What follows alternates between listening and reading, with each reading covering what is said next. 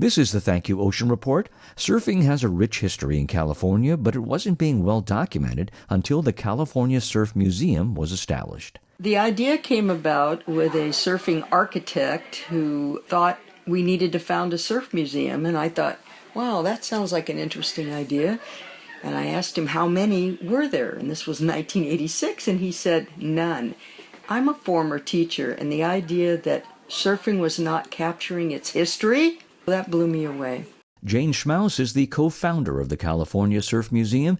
She says it's a widely held belief that among the first surfers in California were Hawaiians that surfed near Santa Cruz just before the turn of the 20th century. But in Southern California, in Huntington Beach, George Freeth, a Hawaiian Irishman, brought surfing to California in about 1907 in that area.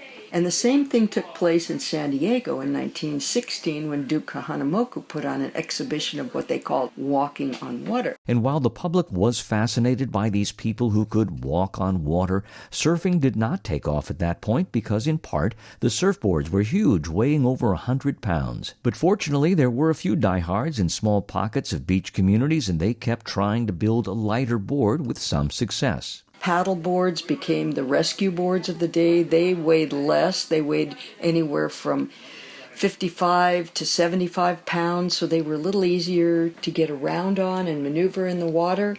And then the lighter weight balsa wood came in, and I believe that surfing really was taking off in the late 40s and early 50s. But that taking off was nothing when compared to what happens next. The advent of the Gidget movie in 1959. The LA surfers will tell you that that very next weekend after that movie premiered, gals from all over the valley were coming to the beach because they wanted to see those muscle-bound, radical counterculture guys. And guys were coming who never had been in the ocean in their life because there were cute girls running around in bikinis.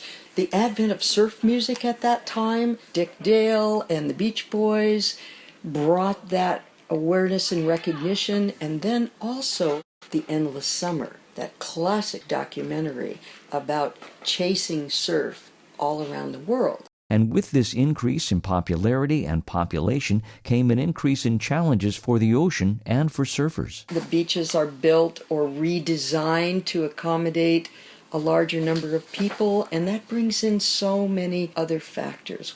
There's stormwater runoff, there's millions of ways to muddy the waters. There's jetties built constantly and other breaks. Which basically took away a number of surfing areas. But what hasn't changed are the ways surfers connect to each other and to the ocean.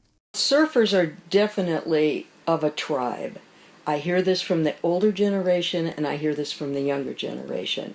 They like to share their experiences in the water with each other. They like to have that common experience that leads to a very tight bonding that lasts apparently a lifetime. They're very tuned to the ocean. They're very tuned to the moods of the sea.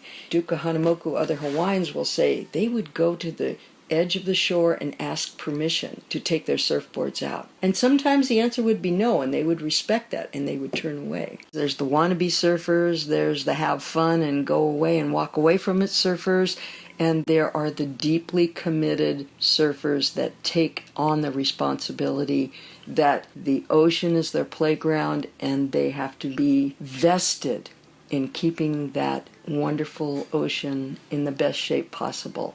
And I feel a very strong degree of commitment from these individuals. And my thanks to Jane Schmauss.